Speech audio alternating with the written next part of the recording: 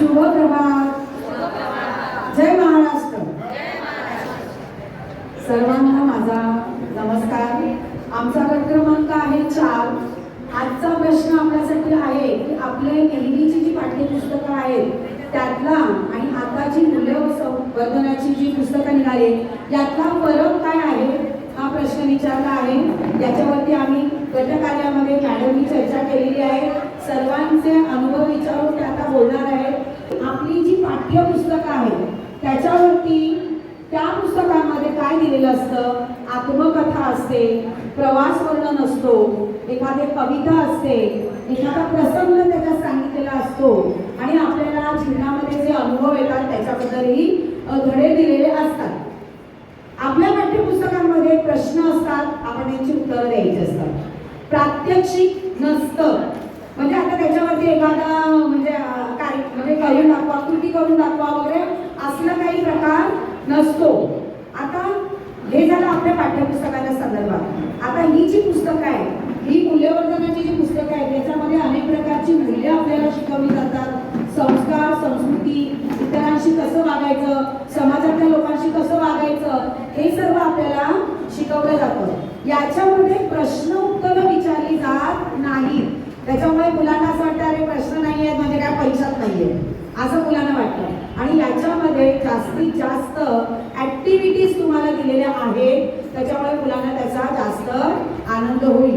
पुस्तकामध्ये आपल्याला जी पुस्तिका दिली मूल्यवर्धन पुस्तिका, यामध्ये काय फरक आहे ते आपल्या गटाच्या म्हणजे गटाने आम्ही चर्चा करून काही मुद्दे काढलेले आहेत. ते पुस्तके आपल्याला तर माहितीच आहे की मुलांना व्याकरण पद्धत आवडत नाही, रटाळ वाटते. आणि आताची मुले फारच ऍक्टिव्ह आणि स्मार्ट आहे.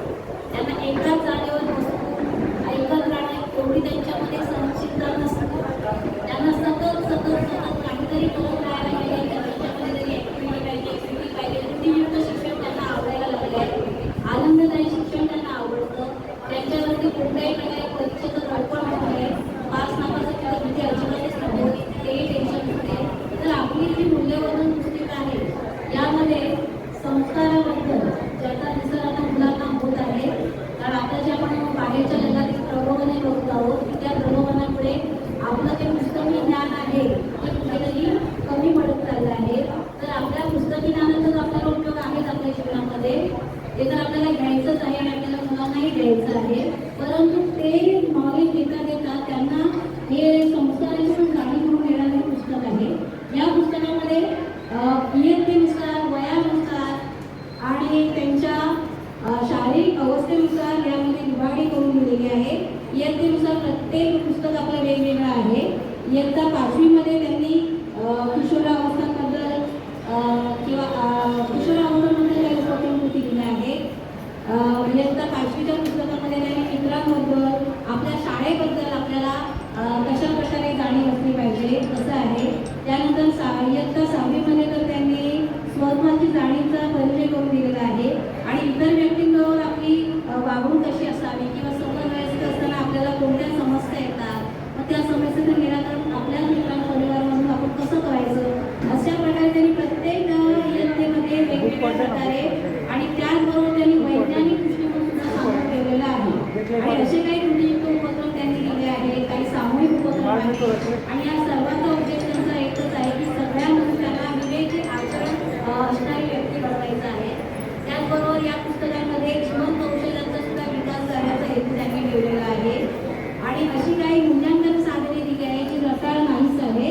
आणि ज्या मूल्यांकन साधनाचा आपण वापरतो आपल्याला इतर पाठ्यपुस्तकांमध्ये मुलांचं सर्वंकष मूल्यमापन करायचं असतं. आपल्याला सातत्यपूर्ण सर्वंकष मूल्यमापन त्यासाठी सुद्धा आपल्याला इथल्या मूल्यांकनाचा वापर करता येईल या पद्धतीचे आहे. तर आपली पाठ्यपुस्तकं जी असतात ती आशयानंतर आहे तर ते पाहिल्यानंतर तुमच्या लक्षात येईल की त्याच्यात विविधता आहे. त्यामुळे जे काही मुलं कंटाळ नाही किंवा जो काही तोचपणा वाटतोय तो होणार नाहीये. आणि विशेष म्हणजे कृतीयुक्त सहभाग असणाऱ्या विद्यार्थ्यांचा, त्यामुळे त्यांना ते रटाळ वाटणार नाहीये.